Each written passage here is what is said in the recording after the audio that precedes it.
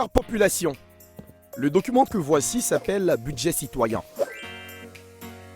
Jusqu'en 2019, on élaborait le budget en mode budget de moyens. Mais depuis 2020, l'État élabore son budget en mode budget programme. Avec le budget programme, l'État regarde d'abord les problèmes de la population à résoudre et fixe les objectifs et les résultats à atteindre. Les services de l'État disent ce qu'ils vont faire pour résoudre ces problèmes et atteindre ces résultats. L'État donne ensuite l'argent à ces services pour faire le travail qui va permettre d'apporter des solutions à ces problèmes. Et au cours de l'année, l'État suit et contrôle le travail de ces services pour savoir si ce travail est bien fait. À la fin de l'année, l'État vérifie si ce travail a permis effectivement de régler les problèmes de la population, c'est-à-dire si les résultats ont été atteints. Dans ce qui va suivre, vous saurez comment les mairies et les conseils régionaux font leur budget, comment se font les passations de marchés publics, et pour 2022, combien d'argent l'État va avoir Et comment il va le dépenser?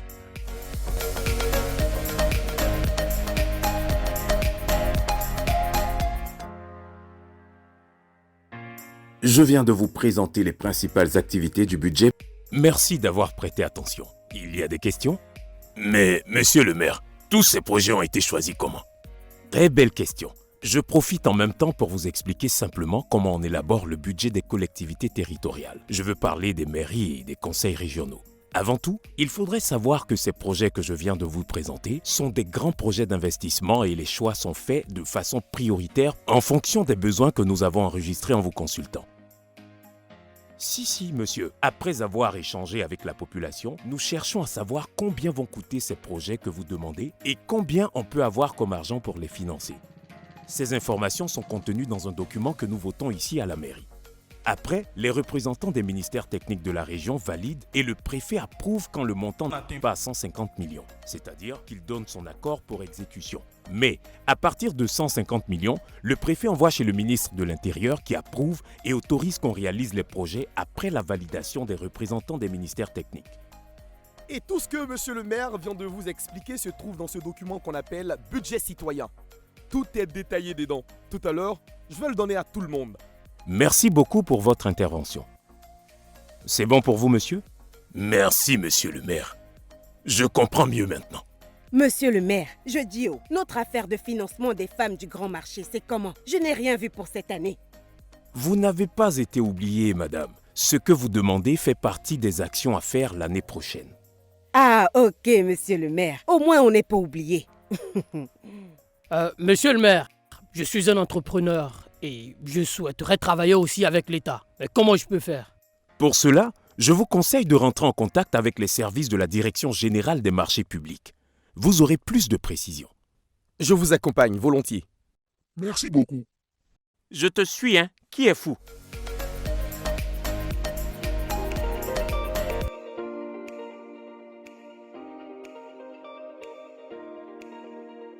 Bienvenue à la Direction régionale des marchés publics. Comment puis-je vous aider, messieurs?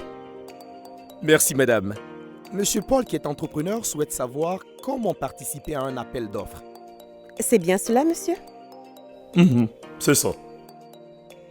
Je comprends. Alors, il faut déjà savoir que les entreprises et les personnes physiques peuvent travailler avec l'État à condition d'avoir les dossiers au complet. Pour participer à un appel d'offres, en début d'année, il faut consulter la liste des opérations de passation du marché public programmées. Cette liste est disponible sur le www.marchéspublics.ci, ici à la Direction régionale des marchés publics, dans le bulletin officiel des marchés publics. Vous pouvez vous rendre aussi dans les mairies, les conseils régionaux, les projets et les sociétés d'État. En cours d'année, il faut aussi consulter les avis d'appel d'offres ou de mise en concurrence des opérations lancées dans le journal des marchés publics.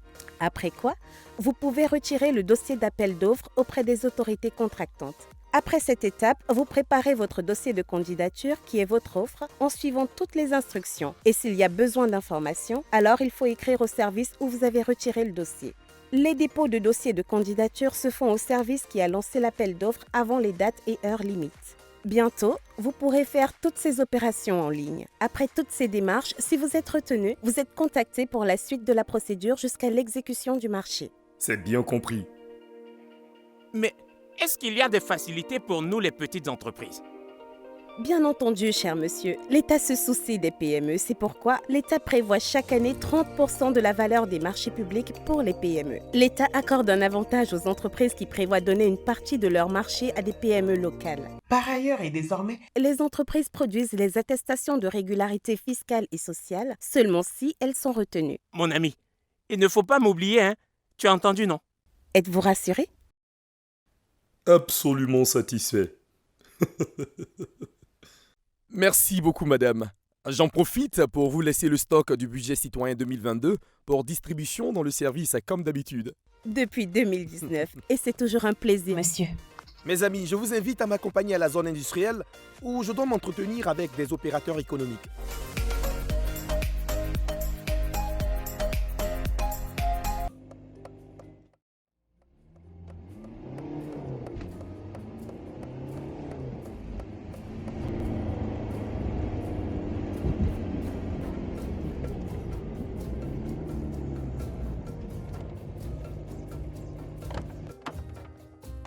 À l'occasion de notre réunion mensuelle qui se tient exceptionnellement ici à la zone industrielle ce jour, nous avons la présence du représentant du ministère du Budget qui va nous présenter le budget de l'État 2022.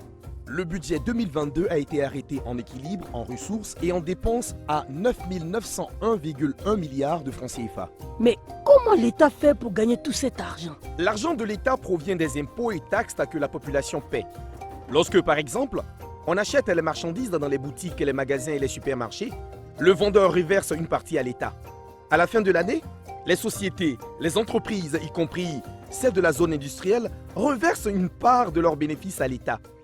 Lorsque les gens font venir des marchandises, des pièces détachées, des machines, des voitures et autres articles de l'extérieur, ils paient de l'argent à la douane. Mais quand cet argent ne suffit pas, l'État va prendre crédit auprès des banques du FMI, de la Banque mondiale et aussi auprès des pays développés. Mais l'État même va faire quoi cette année avec tout cet argent? C'est avec tout cet argent que l'État paie les salaires des fonctionnaires et agents de l'État et fait des investissements. Ainsi, pour cette année 2022, l'État va investir 2 571,7 milliards de francs CFA. À cet effet, l'État a prévu 755,5 milliards pour construire des ponts, des routes et des échangeurs dans tout le pays, comme par exemple la construction du train urbain d'Abidjan. Au niveau de l'éducation, l'État va construire des écoles, des salles de classe et des universités qui coûteront 157,9 milliards.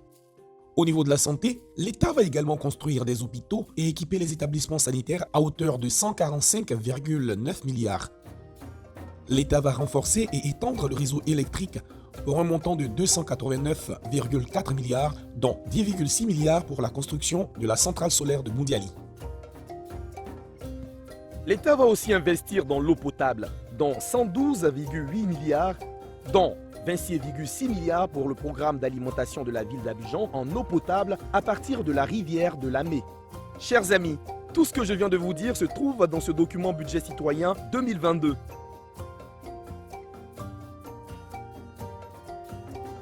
Avec le budget citoyen, c'est simple et facile de comprendre le budget de l'État.